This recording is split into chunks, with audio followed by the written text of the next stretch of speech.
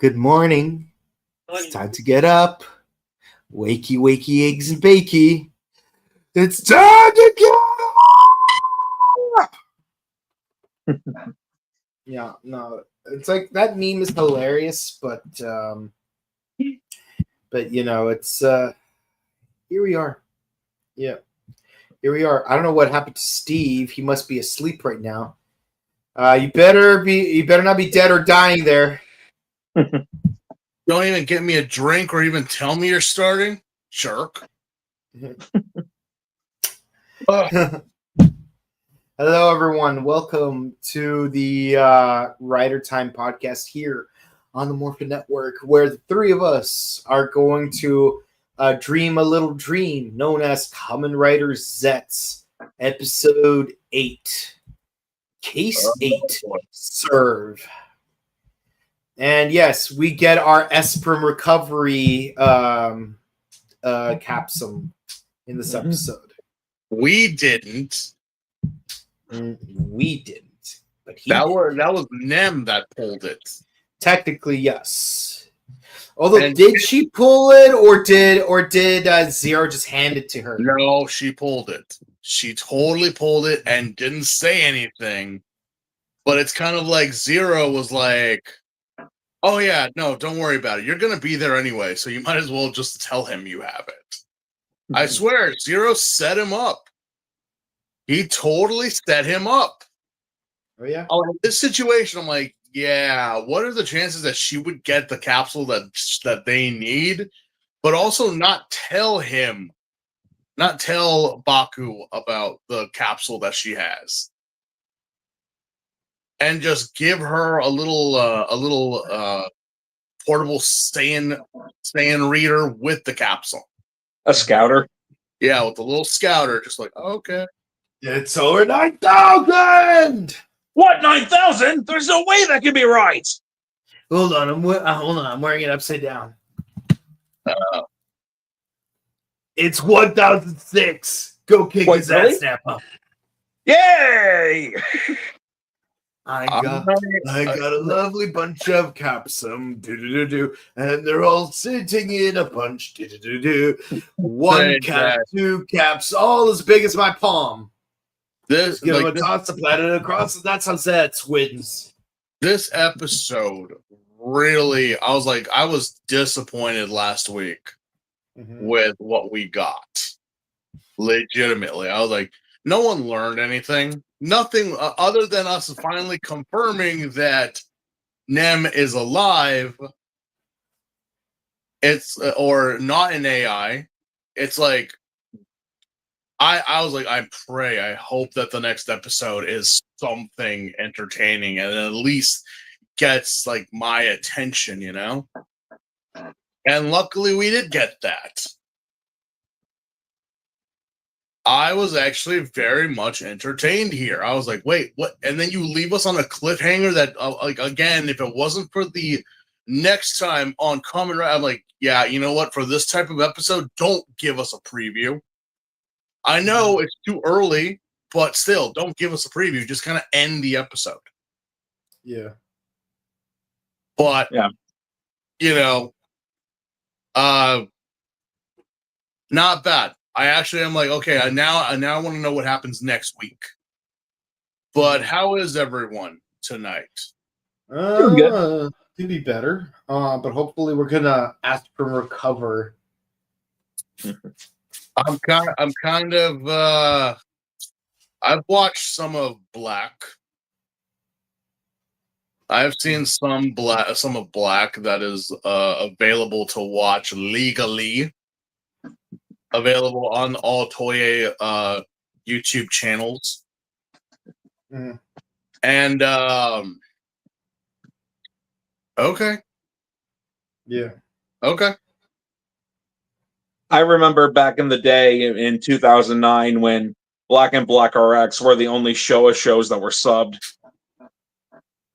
Yeah, now it's almost impossible to find a reliable one because some people say that a lot of these fan sites aren't even dubbing or even subbing them right.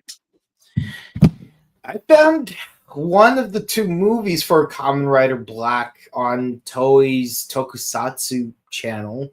Is that the American one or the Japanese one? Japanese one. English subs, but Okay. still, it's it's the second of the two movies, so I still need to find the other one.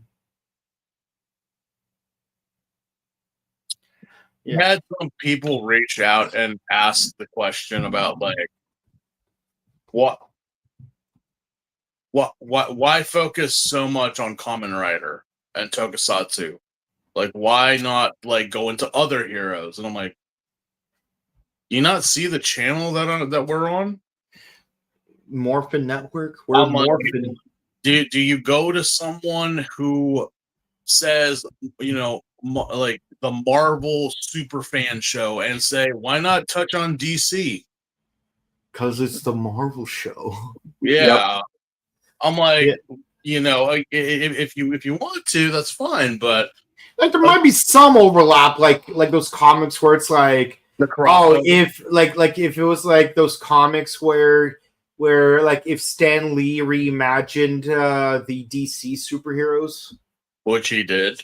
Yeah, like there's the one where like the Flash is like a hummingbird. Batman was actually black. He was a black man. I don't remember what exactly the story was, but it wasn't the original story.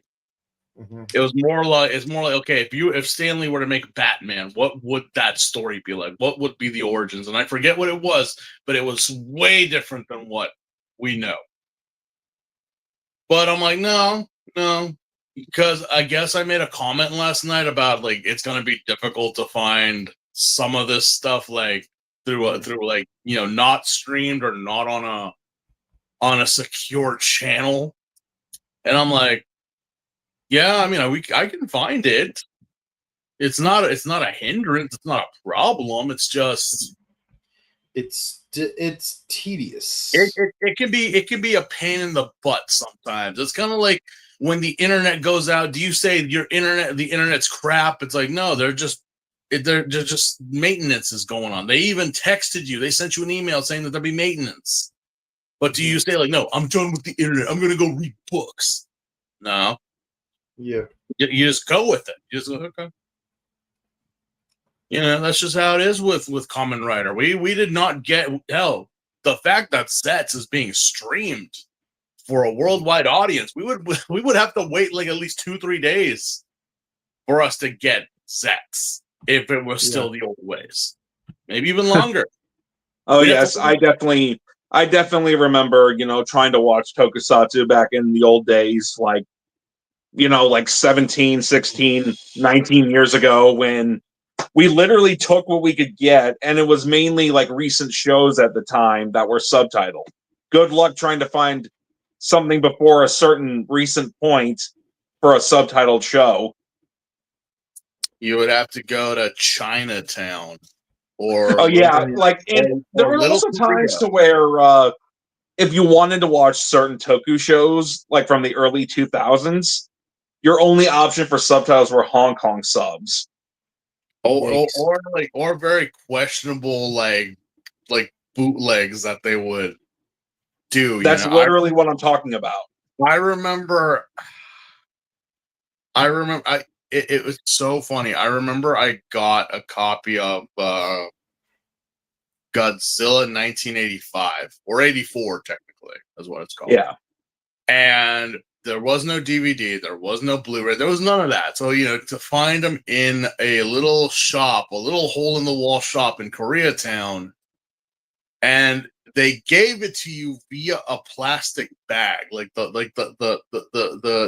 DVD would be put in like a Ziploc bag. Oh my gosh. Or wrapped in saran wrap.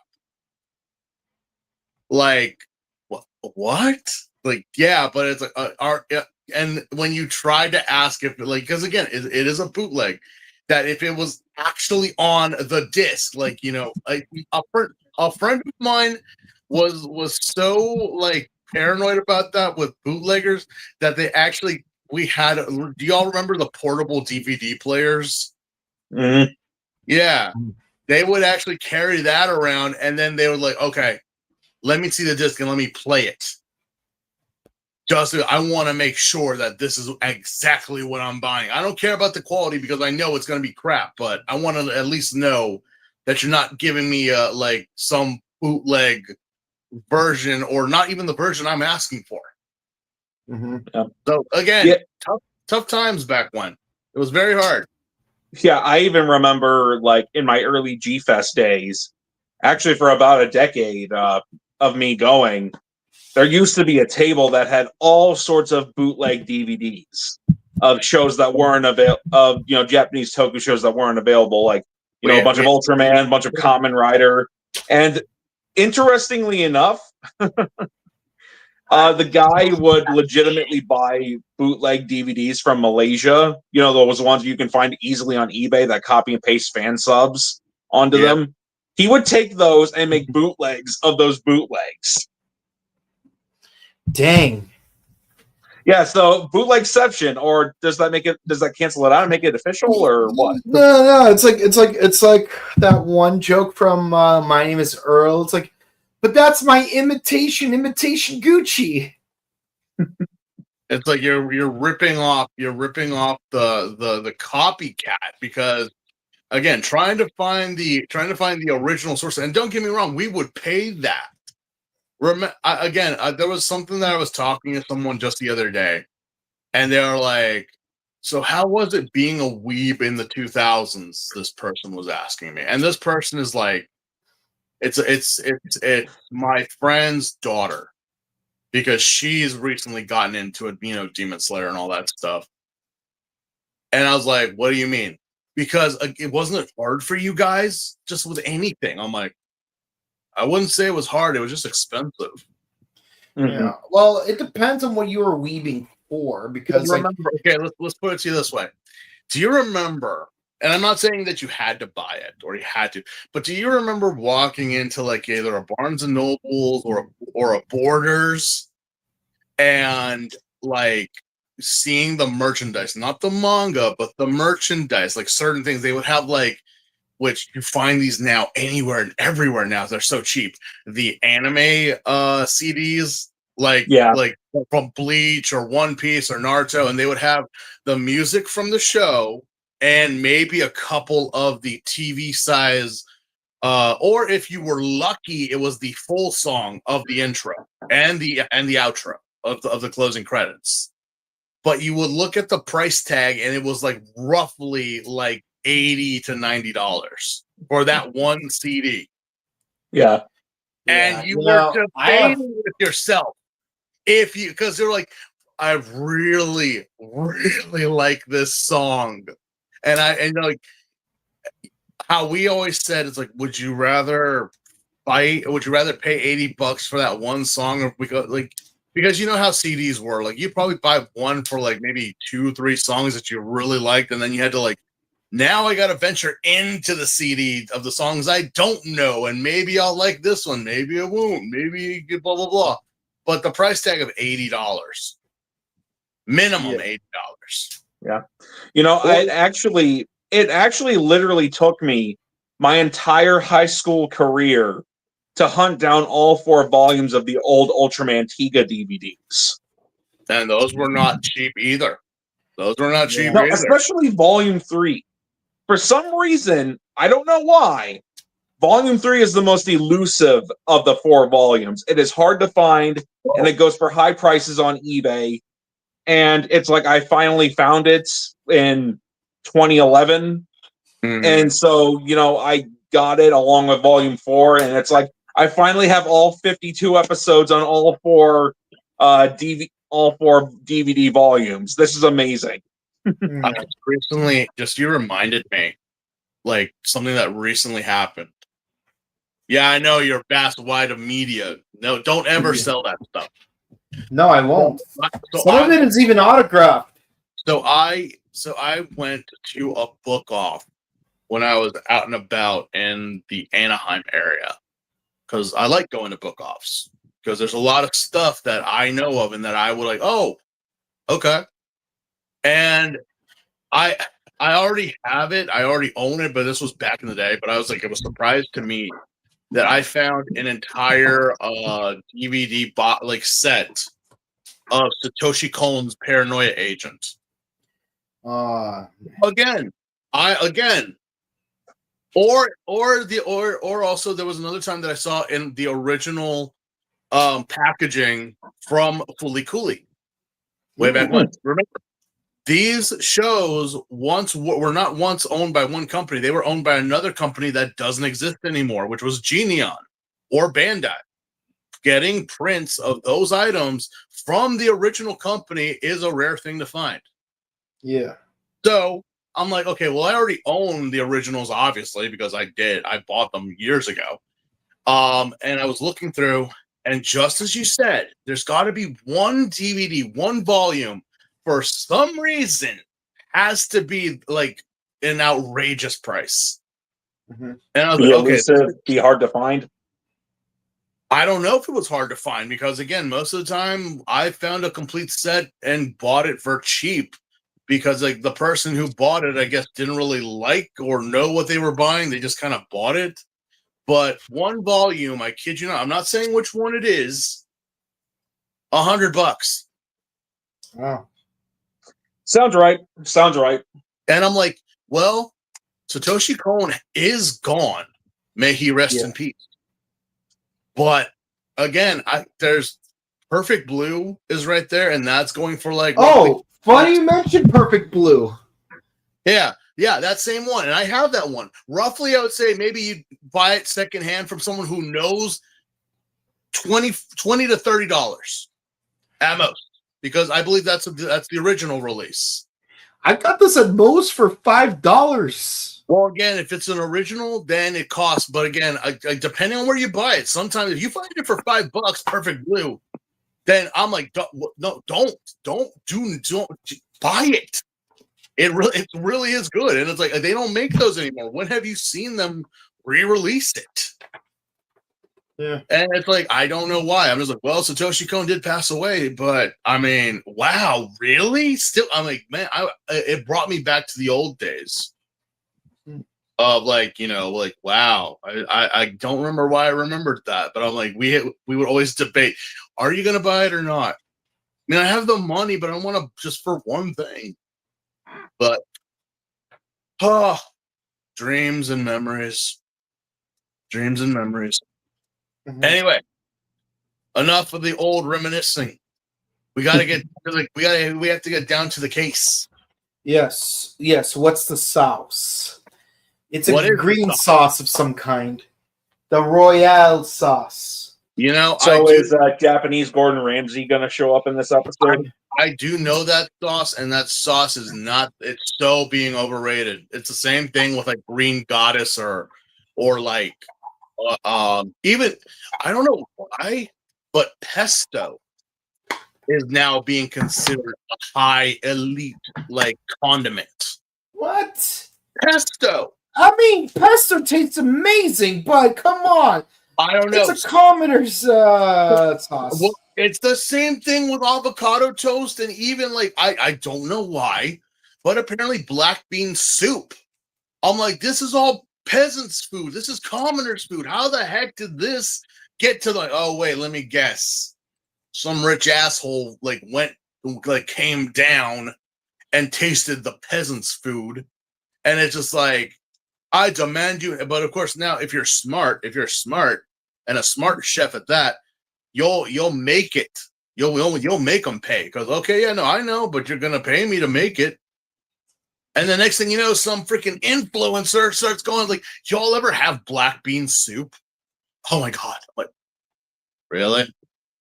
My grandmother. Yeah. Like I noticed that every 7-Eleven and grocery stores now pushing this Emirati chocolate with pistachio in it. I'm like, the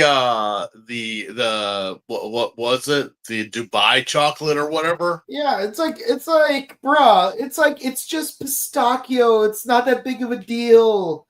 Pistachio doesn't even taste that great. I don't know. It blew my mind. I'm like, okay, I have worked in kitchens. I have worked in from fast food to line kitchens to some quote unquote ritzy places. I'll tell you that. And I've had some experience watching this episode in the beginning, brought back those memories. And it reminded me of a chef I once knew. Every time I saw the food, I was like, it kept reminding. And this man was from Bosnia. That man knew what the hell, but he always told me, what is the difference between a chef and a cook? Like, I don't know, chef, what is it? The cook knows what he's doing. The chef just likes to talk. He likes to make himself seem bigger than he is. But aren't you a chef, though? Yes, but I am cook. I don't speak. I let my food speak for me. And I'm like, that is true, chef. That is true. Yeah, yeah. No, it's like a chef can be more renowned than a cook. Because the flip side is like the menu, you know, like being the difference between a cook and a chef. But I will say this: I think the dichotomy isn't so much with like title as much as it's with behavior. Like, because like if the chef actually makes the food, then yes, the chef. Or like a chef is a proper chef, but like if the chef just commands everyone, doesn't get their hands dirty. No joke. Yeah. That's what he did. He would you would see him on the line, like making something or cooking something, and he would ask everyone, "Try it. Let me see what you think," and then he would teach everyone. It's like, okay, we're gonna do this now. We're gonna do that now. I had worked in places where the chef would just sit around the fat open, just like.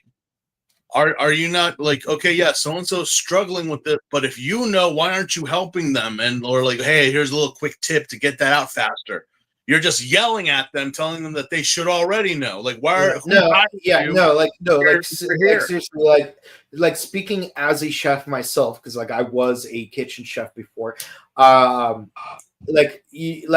If you're just like as a chef, you have to make sure your entire team is communicating, being organized, putting out food as quickly as possible, but also doing it correctly. So you're making sure everyone stays fluent in the kitchen. The word fluency, like there's like the what's it called? The cognitive definition of fluency is accuracy versus speed. You have to do something. You have to perform the action correctly, and you have to do it correctly fast.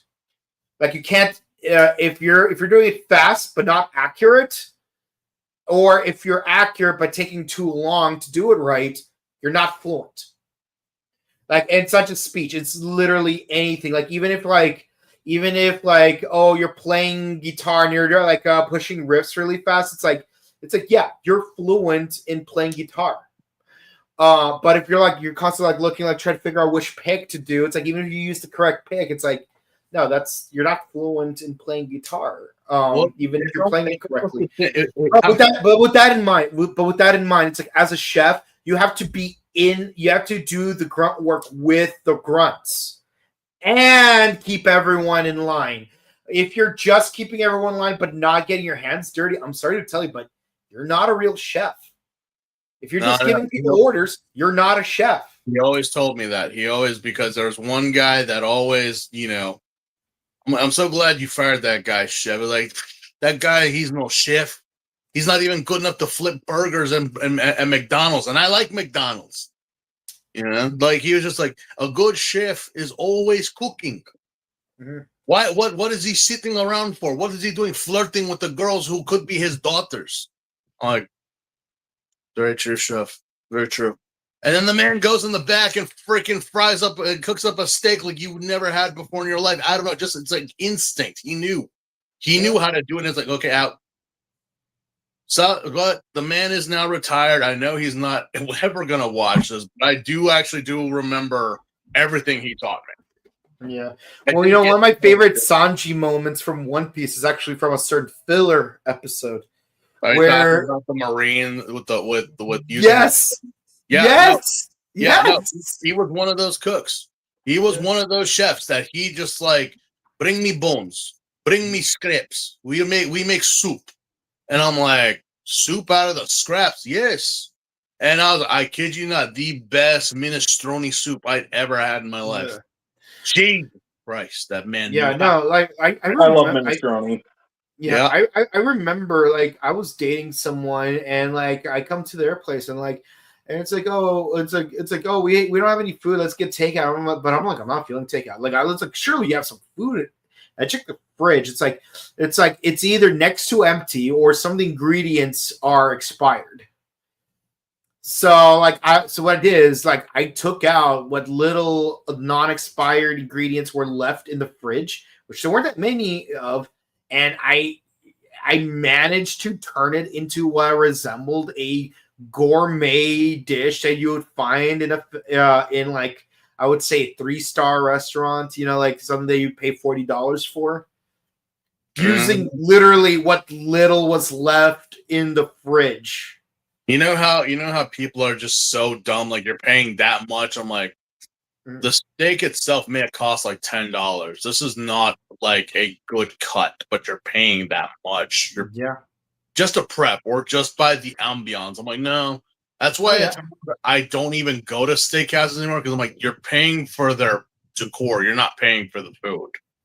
Yeah, you're paying for someone else to cook for you. I would rather go to a Texas Roadhouse, or even like, not to throw shade, into an Outback and have like, okay, no, I enjoy this, instead of going to a steakhouse and paying like 3-4 times for what would be simple. No, thank you.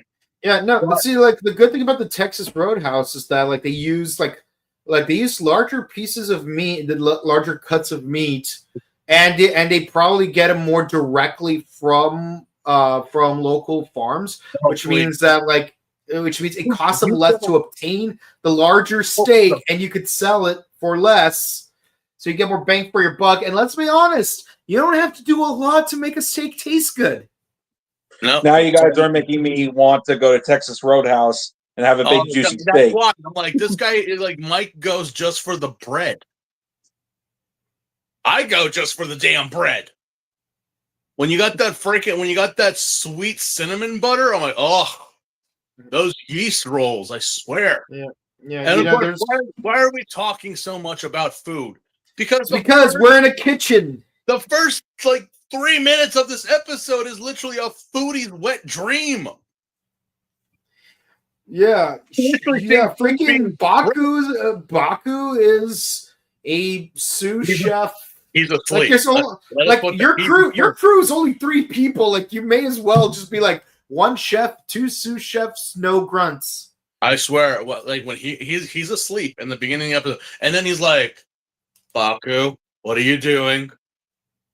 You're making baby Jesus cry, Baku. No, he's the soup guy. No, yeah, he's skimming the soup, which for those of you who don't know, soup tends to have foam at the surface, and sometimes it even crystallizes into like a rubbery surface. Yeah. So you have to remove that top layer from the soup and drain it elsewhere using a spoon or ladle, because you want the final product of the soup to actually be clear. Yeah. No, as the chef used to call it, that's bullshit. Oh, yeah. And what's really interesting is that whether it foams or skins really depends on the viscosity of the broth itself. I hate when soup has skin.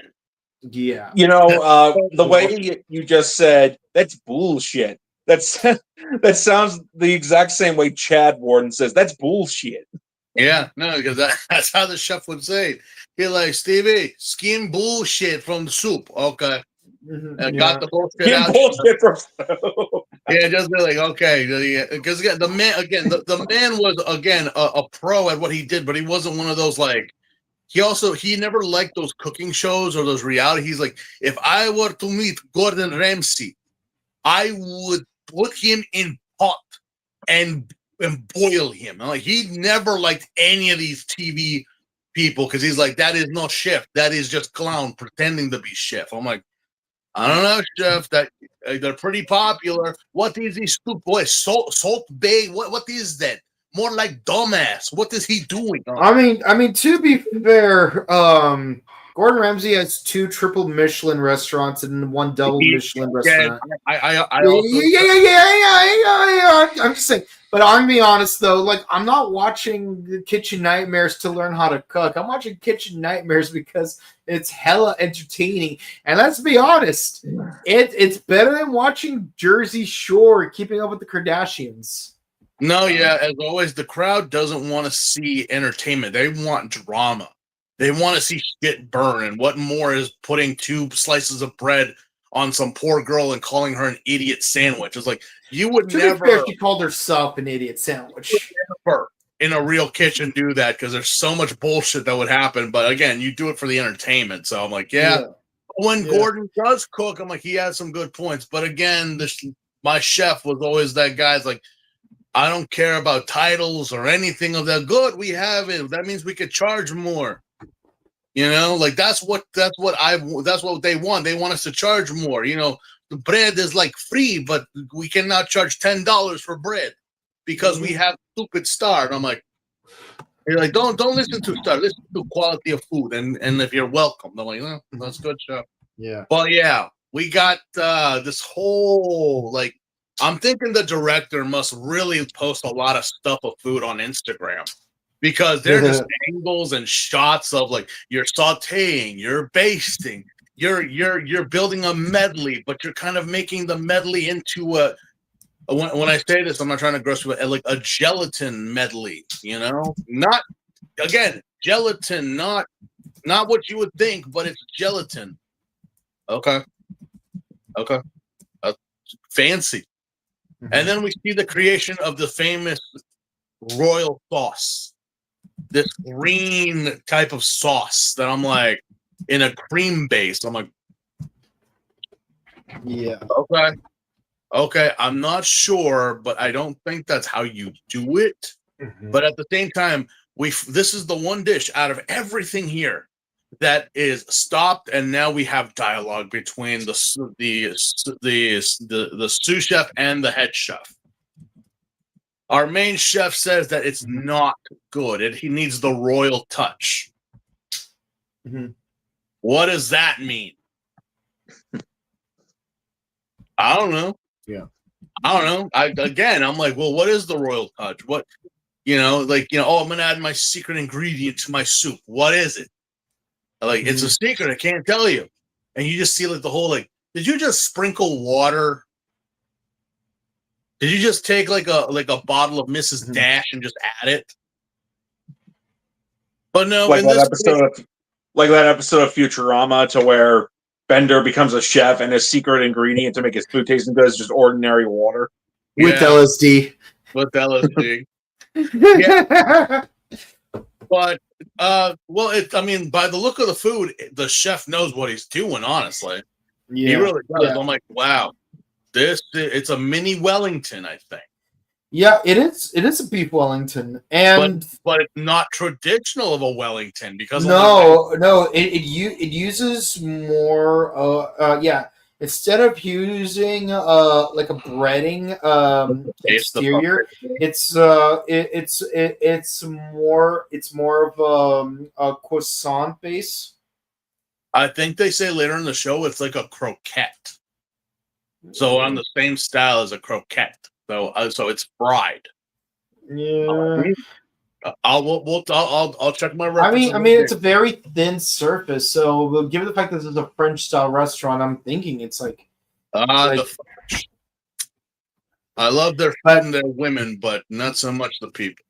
But like that sauce can't be hard to make. Like what? You use mayonnaise, egg yolks. Herbs, capers, anchovies. Light dash of cream, I believe, but either or. Just again, the chef putting a little bit of either champagne or some sparkling wine was enough to make the sauce go from to wow. Okay. But now we get interrupted by everyone's best girl bringing in fresh produce from her garden. I guess she's a gardener or a farmer today. Such a versatile actress, Arnhem. Yep. So either or, I'm like, all right, fine. We got that going on. And Nem comes in, but it all stops because the sous chef collapses. Yeah. What? Yeah. What's up with that? He collapses. I'm pretty sure either he didn't like the food or he's having an allergic reaction to something he made. Mhm. I don't know. How do you not remember you're allergic to peanuts? But I love Snickers. I know. Get Snickers almond, bruh. They now pecan Snickers. Oh, like almonds? I didn't know almonds were nuts. Almonds are seeds, actually.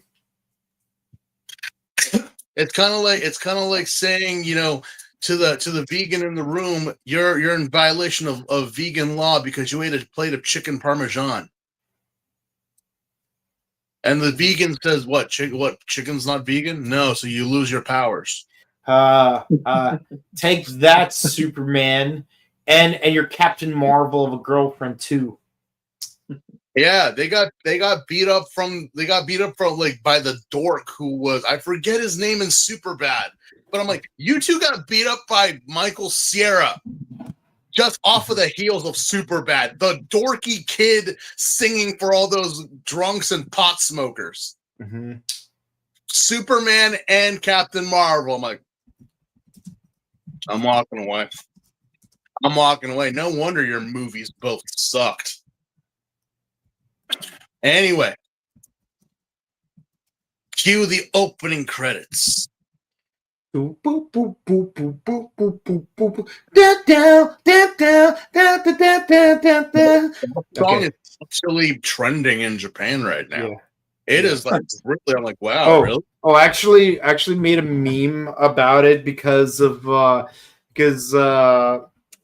like a certain joke that a certain Toei employee and I made together. Let me pull up the meme because what's the meme? Yeah, some of you might have seen it if you follow my Instagram, but hold on, let me pull it up right here. It should be here. Oh wait, no, hold on. I need to pull it off of actual Instagram because it's on Instagram where I actually where I posted in my archives. Give me one quick second. All right. But yeah, because what's funny is that for once I'm not the only one struggling to sing the theme song, because as it turns out, the song has a lot of English lyrics. So yeah, it's a very heavy English song. Yeah, I'll look it up later. It's kind of got a glare on it. Yeah. American fan that doesn't understand Japanese fan that doesn't know English. Jamming out to the theme song of Kamen Rider Zeztz. We do also have a slight nod to that in this episode because after Nem cosplays an ambulance worker and says that they got the guy in the dream to the hospital, take that as you may. Our boy Baku is actually using his Saiyan Scouter to check what's going on, and he thinks it's like there's poison somewhere. Yeah, but the question is the poison inhaled or ingested? I don't know. Because a valid question asked in English. Yeah, but you know what? We can't think of that now because we got to leave the crime scene and we got to go to my headquarters. Why did we take Nem with us? Either or, yeah, she gets surprised that he has a headquarters. He has like an office and whatnot. Oh, you're Nem. Very nice to meet you. And we have Autobot Agent Zero finally breaking the fourth wall and interacting with a guest that comes into here. Why he hasn't interacted with Nausicaa we know why with Fuji. But it's like Nem of all people knows the bike is real. And speaking to her in English, too. Yeah, insert Chiyoko reference from O's. Because it's like, wait, Nem, you understand him? Because he can speak Japanese, but he's choosing to speak to you in English. English. He does, actually, for the most part. Yeah. He does. She does know some English. Mhm. So good girl. Good Good girl. on her. Yeah, yeah. You paid attention, Ego class. Even though many of my old friends in college will tell me, and they have said to me, that English classes in Japan are actually pretty trash. I'm like, so how did you learn? How are you able to talk to me then? Just by immersing myself, or even just TV.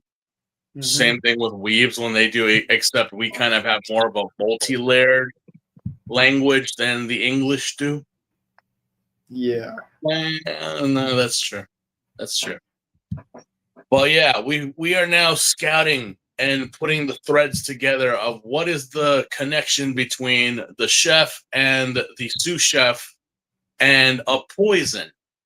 While Nem is over there playing with the Gashapon machine. gotcha. yeah, with the gotchas. And I'm like, what did you pull, honey? Is that going to be important later?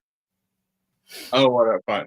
It's a Yeah. green one. Maybe it's a double of stream or something. I don't know.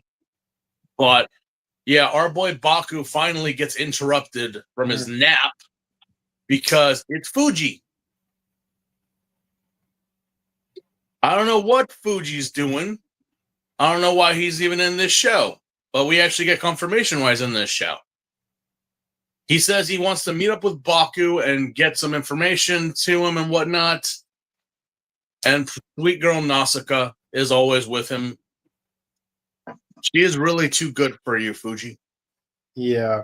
She is too good for you. And I'm glad the fan base finally stopped staring at her feet. I never noticed that. I was like, wait, but I did, when you did mention that last time, I did notice that she was wearing like kind of open toe and now it's strictly closed.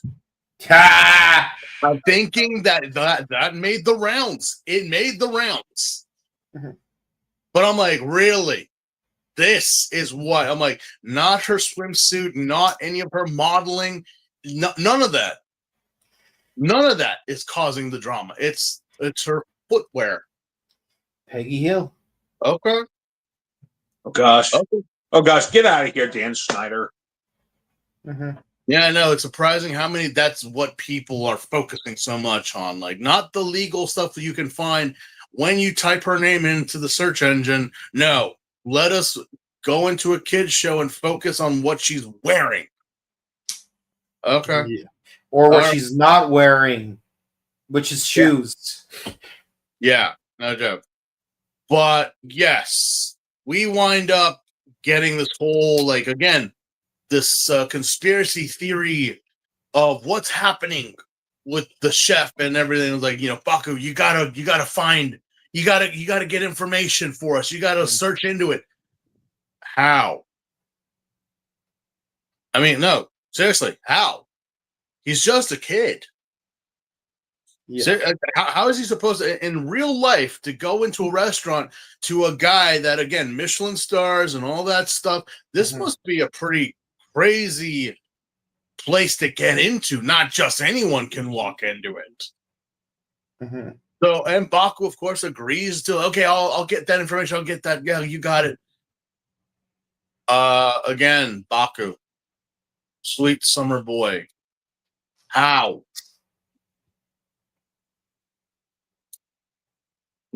We turn to our favorite motorcycle guy. Because apparently he's got the connections. Mm-hmm. You know what you are? Agent Zero is that guy. Yep. We all know that guy. Just for some reason, like, you might be in probably, wait, Agent Zero? Yeah. Okay, go on in. Really? Yeah. I know Agent Zero. Right this way to our VIP table, sir. Well, yeah, Agent Zero hooks Baku up with some passes to get into his restaurant. Mm-hmm. You don't even have a digestion tract. You drink tea made out of motor oil. Although it's nuts how like he gives him the pass and like Baku is wanting to go back to sleep to continue the case, but Agent Zero follows him into his room of all things. Mm-hmm. I thought you couldn't leave the room. I guess I was wrong. I was like, well, he's never left the room before. Okay, but then his sister has to call him, and then he has to stuff the bike back into his closet because, well, I think my sister wouldn't like it that my motorcycle is in my room and talking to me. Okay. Thank you for the passes, though, Agent Zero. Yeah. Now, oh, Fuji. Oh, Fuji. I don't know how or why or what possesses you to just be so bold. You go to the prime minister and tell him that his plans and everything are going to be sabotaged. That's like yelling, "I got a bomb in the White House." Yeah. What possessed you? What proof or evidence do you? I know that you have Baku, but what you need better resources. You're not even on the books. Baku's not even deputized. Baku it's like, remember how we made that joke about imitation Gucci? Fuji's the imitation. Baku's the imitation. Yeah, Baku's not a deputized, enforcer of the law like Batman. Or Green Arrow. Yeah, not even. He's just some kid you're using because he actually confirms that the nightmares do exist. I know that your boss now, like, okay, yeah, but still, hey, let's keep this on the down low, okay? And also, what evidence do you have, Fuji, that they're gonna poison the food? That you just go to the prime minister and tell him that they're gonna poison him and the president of where? Endova, I think the country's called. It's something European, although I want to say it's Spanish. Just with how it looks and how it's spelled. Like, are you sure that's European? Because I think that might be more Spain or Central American. But apparently we're trying to cause a political international incident with nothing. And the prime minister kind of looks at Fuji like, yeah, thank you for telling us, but what proof do you have? What is it that you have that will tell me or show us that the president of Endova said he personally requested this restaurant and this chef? So what proof do you have that this is actually going to happen?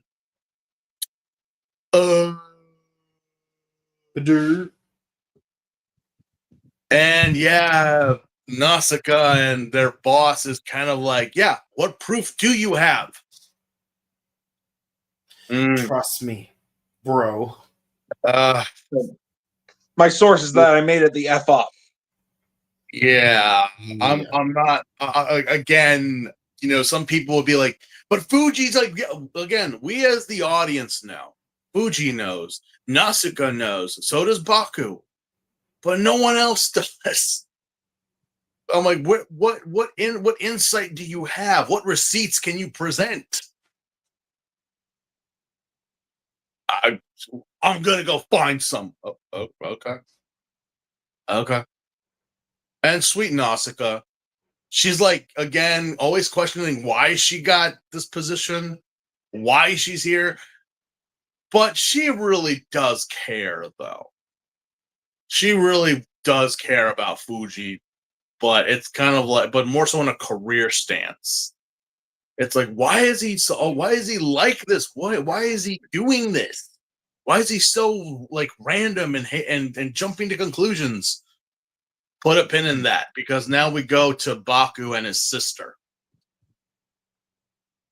I swear the pacing of this show is really random.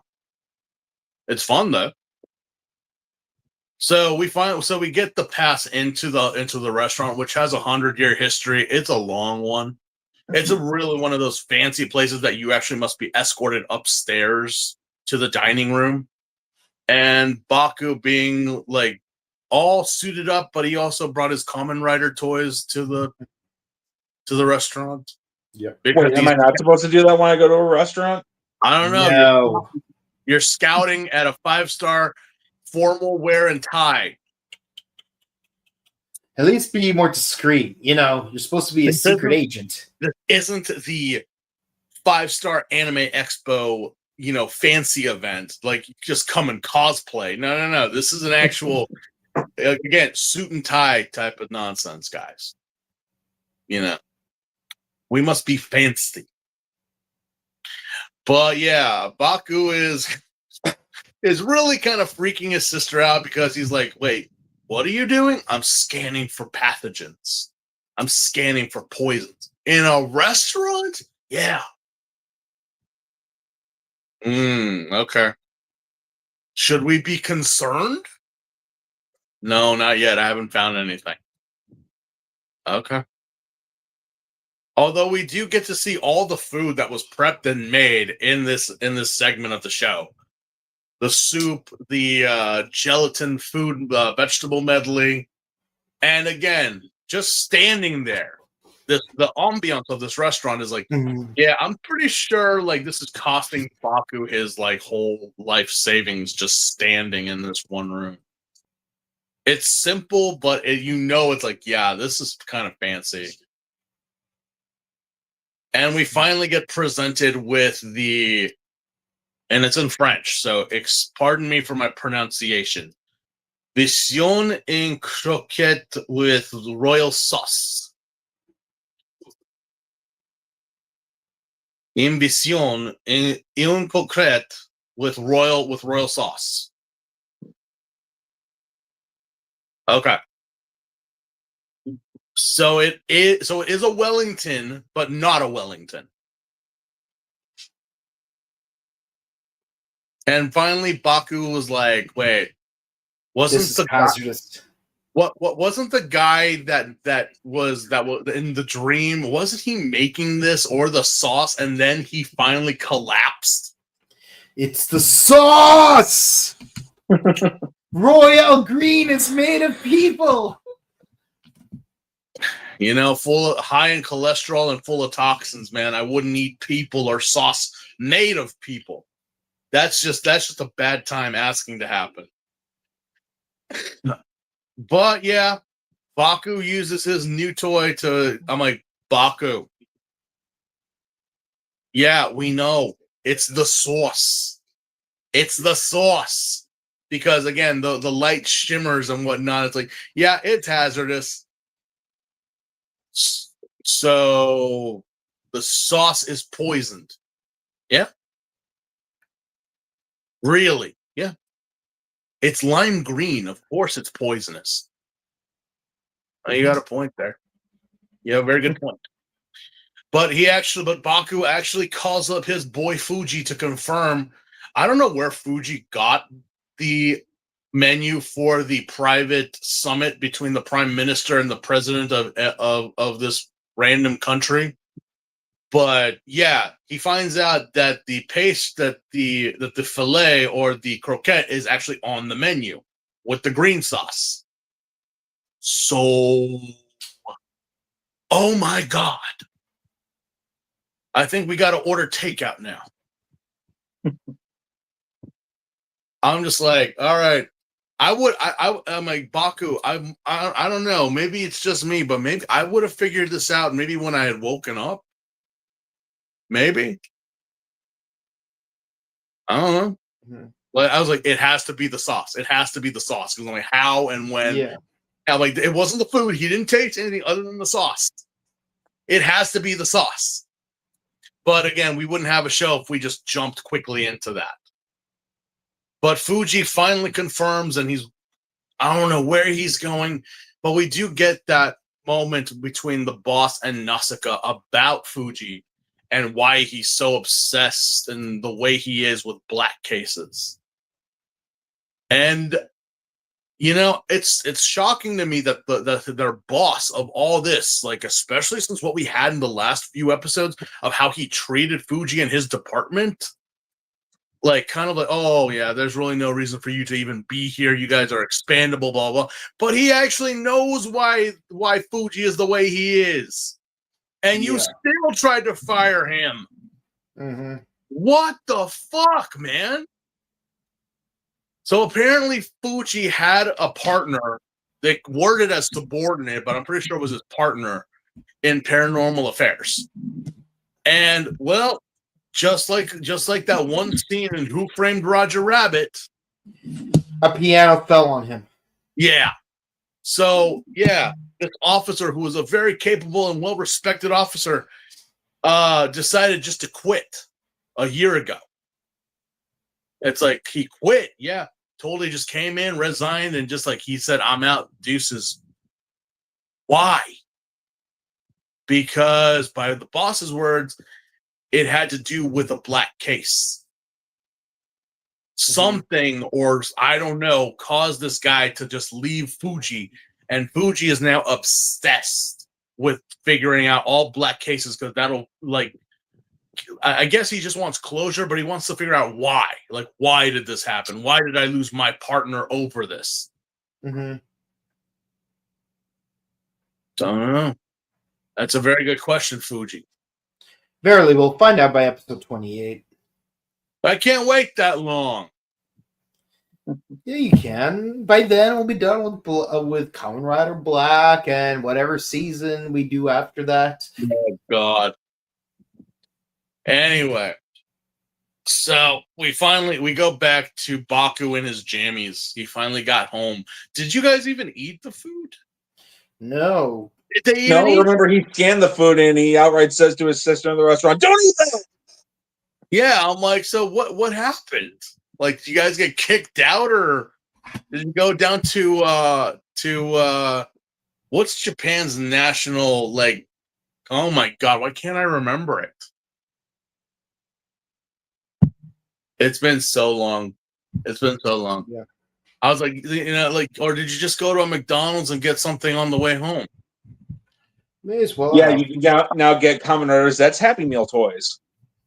Maku, Happy Set. Yeah, they're Happy Sets, not Happy Meals. Oh, I see. Happy Set, though. Yeah. Run, Rube. Yeah. I still can't get over those guy and gummy commercials with that kid at the playground. Oh, yeah. Juicy. Oh, yeah. It's like, again, it's like, don't we have those in America? Yeah, but they're not Toko or anime based commercials. So that's why, weebs buy them up. Yeah. You know how many people ask me to bring them back, like freaking Kit Kats from Japan? Well, and to I'm like, be fair, they have nationally exclusive flavors. No, I know that those ones I actually did buy. I bought. There was like the rum flavored ones. There was like the adult flavored ones that everyone I knew loved them. But people were asking for like flavored. You mean like liqueur? Yeah, liqueur. Yeah, okay. Liqueur flavored. I'm not joking. All right. Like they were literally like in like special boxes. I was like, I remember, I forget what store it was, but I was like, I just asked the girl like what these were, and she was like, "Oh, well, those are like exclusive, but you have to be like over the age of 18 to buy them." And I'm like, "Why?" Because she pointed, it's like they're liquor based. Mm-hmm. Wow, adult Kit Kats. Okay, yeah. I bought a couple, brought them home. All the people asking for like Ichigo or matcha flavor. I'm like, you mean the basic bitch flavors? Yeah. I'm like, you might as well just be asking for chocolate. Yeah. Especially now. It's like imagine going to a Chinese restaurant and only getting the safe option of eating orange chicken. Or an Indian restaurant and going with the safe option of eating tikka masala.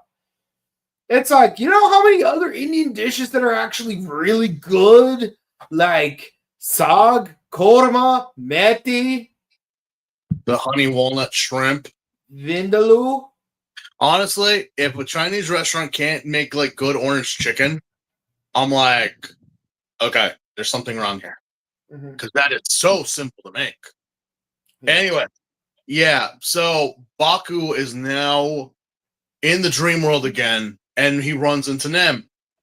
And Nem has all like her produce and everything, but it's like, whoa, whoa, whoa, whoa, whoa.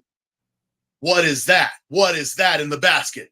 Oh, yeah. So I twisted the gotcha and I got this, and Otto Vagin literally just gave it to me. I mean, he said Like, something. you may need this. He said something in English that I didn't quite understand, or I semi understood. So I was just like, okay. So does this mean that, like how with Gaim, we got a fruit-based rider, with Gav, we got candy-based rider? Are we going to have a vegetable rider series someday? Oh, I mean, technically, Agito has like all his veggies. I guess. I don't know. I mean, we kind of did say that vegetables don't exist, but I don't know. Can you imagine that they make like what would that be? Yeah, like I can imagine like one of his forms would be like broccoli armor. Or a carrot? Like it'd be like because of how like the top of the broccoli is, you could like have a like broccoli shoulder pads, and it could be like a Well, shield. as long as I can guarantee there's not going to be a bell pepper one. Well, no. Then by that point, they're gonna have to like really weed out like the fruits from that. You know, like obviously like broccoli, cauliflower, potatoes, like any root vegetables are down. You know, that's why I said carrots. But I don't know. I mean, Oh my gosh, I can imagine him having a carrot sword. carrot. No, but Lord. for real though, like the Japanese really hate their bell pepper for some reason. Like what children do. For some reason, children Yeah. are like really. I don't know why. It's probably the same thing with children eating. Yeah, there was even an episode of Shin-chan where it's like they had those where they had that fried sausage. I'm just kidding. It's action bastard sausage. Action bastard. Which comes with green peppers. I'm like, okay, clearly someone was not paying attention. But either or, yeah, no, a vegetable themed Kamen Rider. We'll have to wait in the future to see if they'll actually do that. Yeah, but yeah, no. So like the chef gets poisoned because the sauce was the poison the whole time. The sauce was the nightmare the whole time, and yes, he has bell peppers on his shoulders. We walk into the kitchen and there's pots, literal pots of the green sauce everywhere. And it all just comes together, and then we've got this nightmare that some people think looks like X-Aid. I can kind of see it, but I don't know. For me, it looks more like sweet dopant. I'm looking at it and I'm like, I don't know. I immediately thought of Kyoryuger with the cake guy that they had back when. Wait, Yeah. are you talking about the one with the toothaches? Yeah. Yeah. Mm-hmm. Yeah, I was thinking of that just because of the food, but I'm like looking at this thing, I'm like, I can see the X8 somewhere with the pink, obviously, but why do I? That X8 is not the only writer that's pink, though. No, but I was like, I'm looking at it. It also kind of gives like some decayed vibes, especially with how its face is. Yeah. Like it's bulky, it's big. It's kind of like, well, what rider was big and bulky? Other than just Oz when it's Segojo, but it's like, imagine like if if Segojo had like the decade kind of coloration. Yeah. I mean, X8 by its colors, yes, absolutely. The vibrant pinks and neon greens that it has. Also, what about Revice? I would say the eyes do give Revice. Although if it had that big like smile, that Revice has or that it gives off, I'm like, yeah. But again, I will say, I mean, it does kind of look and have the colors of X-Aid, and it is a bio weapon. So maybe, I don't know. But yeah, this thing is a pure poison type. Because so we need to use a ground type. Sai, Gorilla, Zo, Saigorzo. Yeah, Baku here is going to have a hard time because he's dealing with this thing that just like touching anything, it melts concrete. It shatters. It's a xenomorph, pretty much. Yeah. Yep. You can't really damage it because if you do, then you're gonna get the acid for blood, and then that you're just asking for. But wait, it's not just acidic; it's poisonous. So even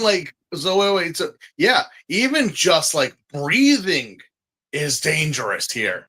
Not only is it like a liquid-based poison, but it's also airborne. Oh, I mean, it's not explicitly airborne, but he's inhaling a lot of it.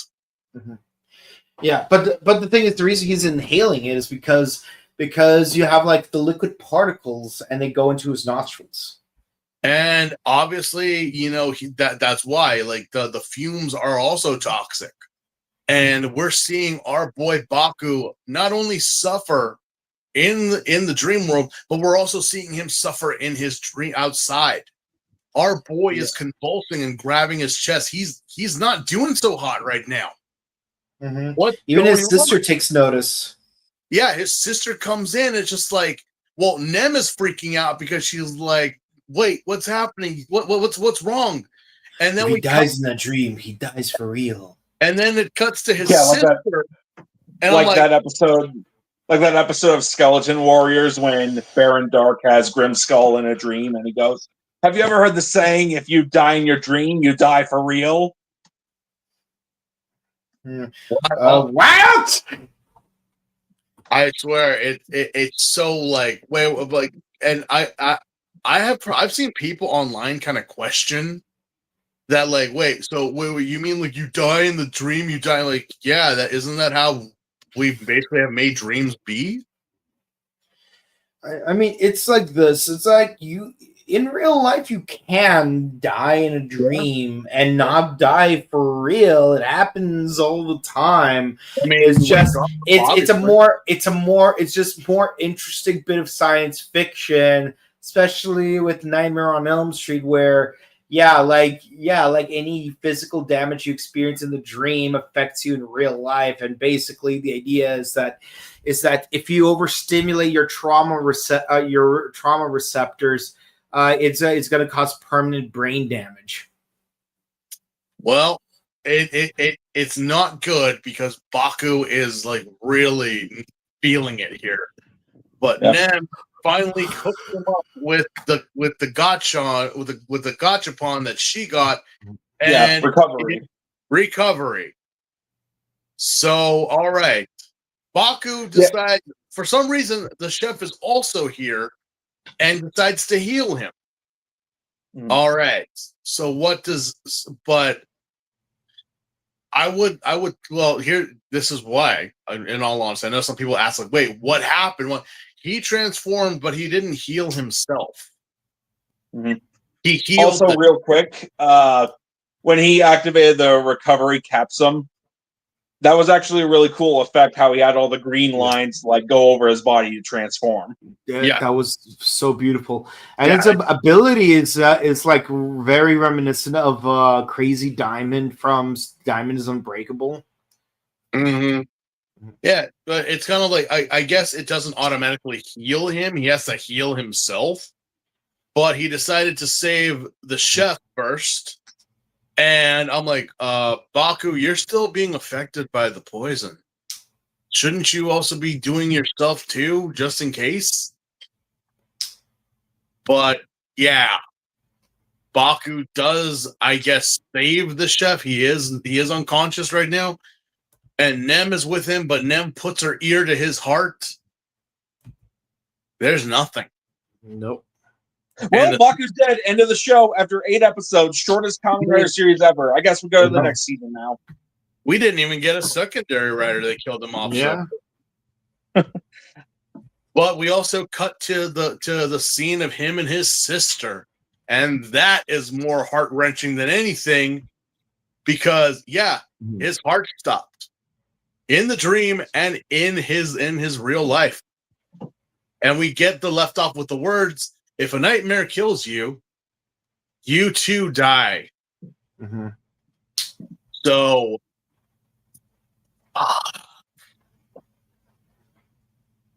Is Baku dead? Well, no, we got previews for next week's episode, so that kind of ruined that momentum. Yeah. But this is really a, what the fuck for both Nem and Baku's sister, because they are just screaming for him to wake up. And they say this is a kid's show. Yeah. I mean, Well, so I'm going to say this. I love the new form. Like Esperum, I like it even more than the techno, whatever it's called. It's nice to get some simplicity in the forms now, instead of going this whole, we must amp it up and suit it up and everything, you know. Oh my God, Action Man. Yeah. like Action Man. And again, they actually take with the coloring and everything, they actually change the pattern not only on his chest but also on his body. So it's like every suit isn't just getting juiced, but it's also a changing. It's not like a default like Oz when he transformed. It's obviously the helmet and this has got to have the colors, but everything else stayed black. It wasn't until later that he did with Kyutatera. Oh boy. Why did we leave off with women screaming? We just got off a Kamen Rider series where we had a very feminine bird boy and a girl crying their eyes out.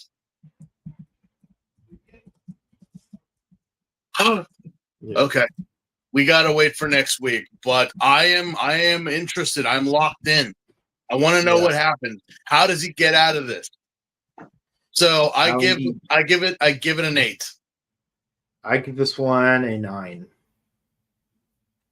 This is one of the better episodes. I give it an 11 out of 10.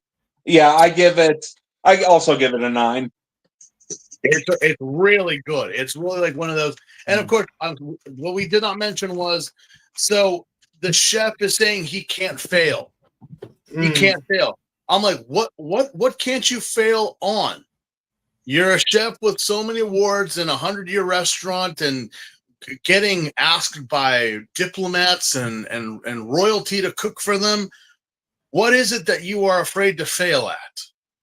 I mean, every chef is afraid of failing because, they put their reputation on the line every time they cook. I would think it would suck for him if someone died eating his food. Like, if you've got, 2 diplomats, 2 political figures requesting you, I'm like, I think you've made it. Just make sure your food's not poisoned.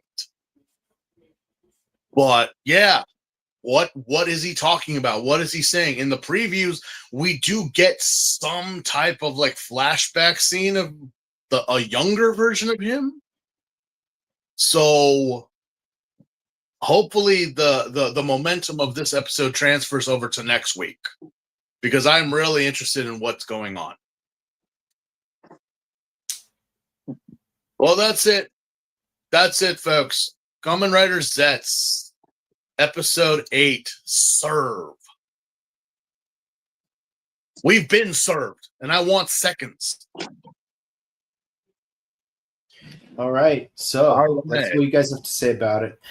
Why have a Toku podcast? Just make a food podcast and talk about food for 3 hours. Have you seen us? I think we already are living that life. Yeah.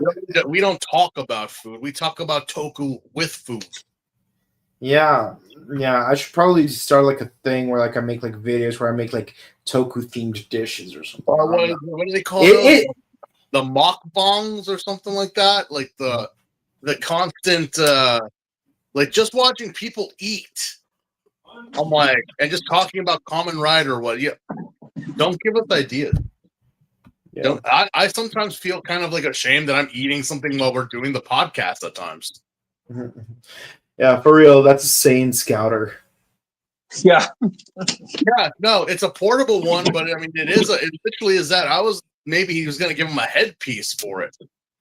Yeah. Yeah, surprised Baku didn't get arrested for shouting fire in a theater. Yeah.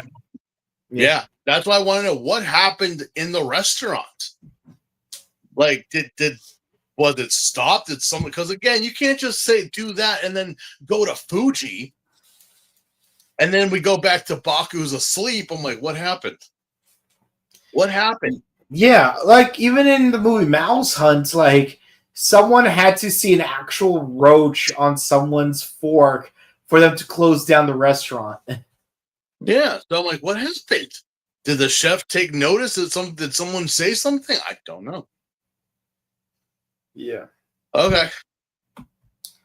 Do you think the chef made the nightmare because he hates people questioning his competence as an aging chef? I mean,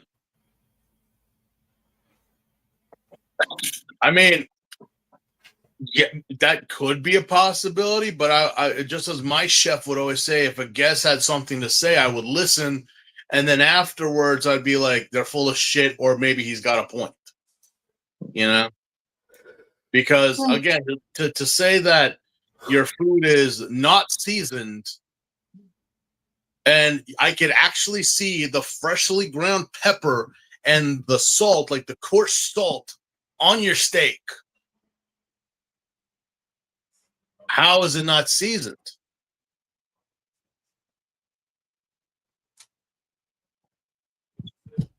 Although Yeah. I have a small little thing that I will say.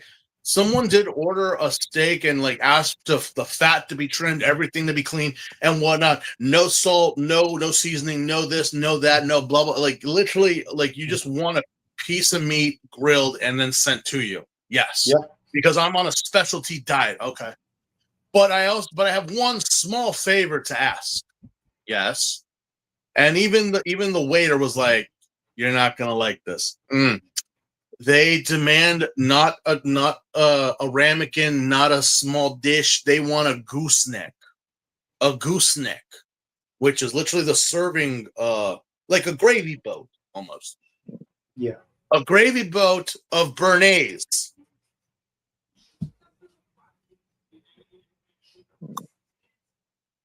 Now again, some people are like, what the hell's béarnaise? It's literally everything that he could not eat in a sauce. Butter, butter, eggs, salt, all like. So you want us to, okay, fine, but you want literally a sauce of liquid death that your doctor has said you are not to eat. Okay. At the end of it all, my chef was like, tell him no, because again, we got the dietary restrictions that he gave us. We can't give him that. And the guy insisted that béarnaise is safe for him to eat. My chef literally broke it down to the molecular level of what's in the sauce. Mm-hmm. But he still insisted. We were like, no. Are you going to sign a waiver? Oh, yeah. I was like, no, I'm not going to have someone die in my restaurant. You can forget that. Yeah. And the guy just got up, caused the scene, and left and called my chef a jackass. What is it? He's not a doctor. He's just some food jockey. He should do as I tell him to. And it's just like, that's a jackass walking away. Never heard from him again. Never heard from him.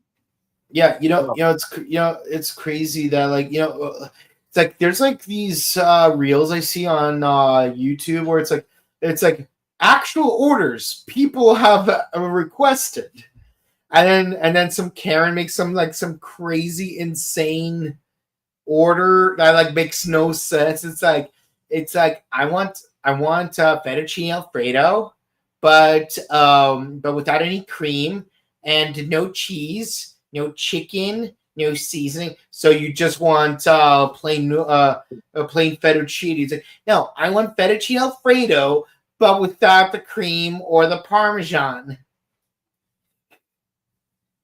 And I'm like, God damn it. No, I know. And we're not talking about like region or by culture. We're just talking about like dumb ass requests. Yeah. I want a cheeseburger, but with no cheese. Yeah, as you know, it says Philip J. Fry once said, I would like one pizza with everything but anchovies, and another pizza with my all-time favorite ingredient, anchovies. Well, it's just that he doesn't like anchovies on his everything pizza. You know? Well, wait, what if he actually has guests over? Yeah. But he himself likes anchovies and they don't. Yeah. Yeah. No, I get that. I get that. That's not a crazy order, but what's a crazy order is like, oh, I want the chicken Caesar just with no just with like no chicken. But no chicken or anchovies. Then just a green salad with some ranch. Then no, a Caesar without the Caesar and chicken. So yes, ma'am, a green salad with your choice of dressing. I said I want a Caesar with chicken, but without the chicken and the Caesar dressing. You want it on the side? Oh God! It's crazy because it's like I'm dying just saying this. This is ridiculous. See, I can understand someone saying I would like a hamburger with cheese because the word cheeseburger, it's not so much a thing on its own. It's just an abridged way of saying hamburger with cheeseburger. But for someone to say, I would like a cheeseburger, hold the cheese, why don't you just ask for a hamburger?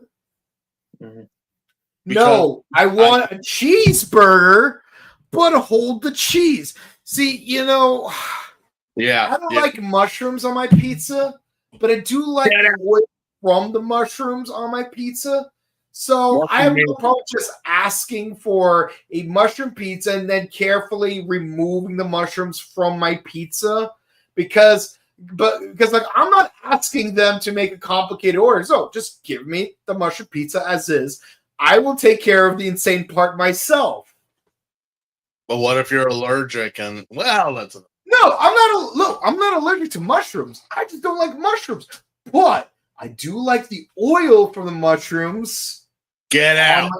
But the thing is, it's like I'm not gonna ask them. Oh, it's like, oh, I want you to cook mushrooms separately, and then I want you to drain the oil into a container, then use the oil in the container to make a cheese pizza. I'm not crazy like that.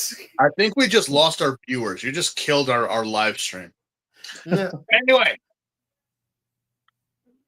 The point is, if I make an insane order, I'm gonna make it as minimally a headache as possible for the person I'm ordering from. Let me take care of the headache parts.